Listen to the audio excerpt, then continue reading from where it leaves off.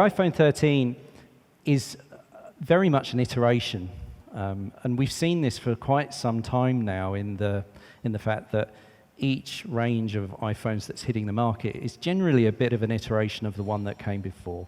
And this is true with the iPhone 13. It's not revolutionary, but what it is very familiar, very consistent, and it's proving exceptionally popular, as you can see by the stock levels, although I think chip shortages are playing their part there too.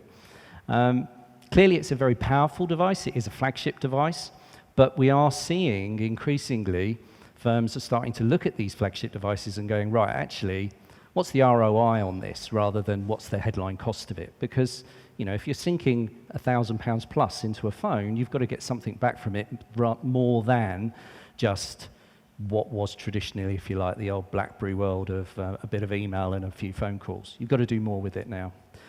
In the background, there's also, last year we got the iPhone SE 2, which has become the entry level into the iPhone estate, very much designed as the fleet workhorse. We saw a real surge in demand for those initially when they came out, for the obvious reason that they hit a price point.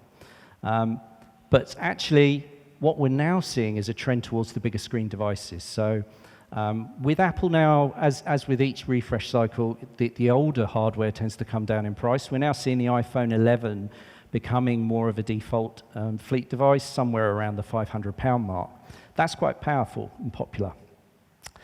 So there's lots of good news when it comes to Apple. There's the whole element of patching. That's their good news story. They are still patching devices that are nearly 7 years old now. So if you've got an iPhone 6S, apart from the fact that it must have the worst battery life in the world by now, in theory, it's still secure and patched and updated. And 7 years is a very long time. They've only just end of life the iPhone 6, which is now 8 years old. The downside to all of this patching is that Apple have had a bit of a year of increasingly being targeted as the OS of choice, if you like, for malware as well. So this reputation that they had of being the secure operating system versus Android, which was the insecure operating system, if you like, that's increasingly diminishing. I think, to date this year, it's somewhere around 17 releases for zero-day exploits that are actually actively being exploited. It's all just software at the end of the day on a phone.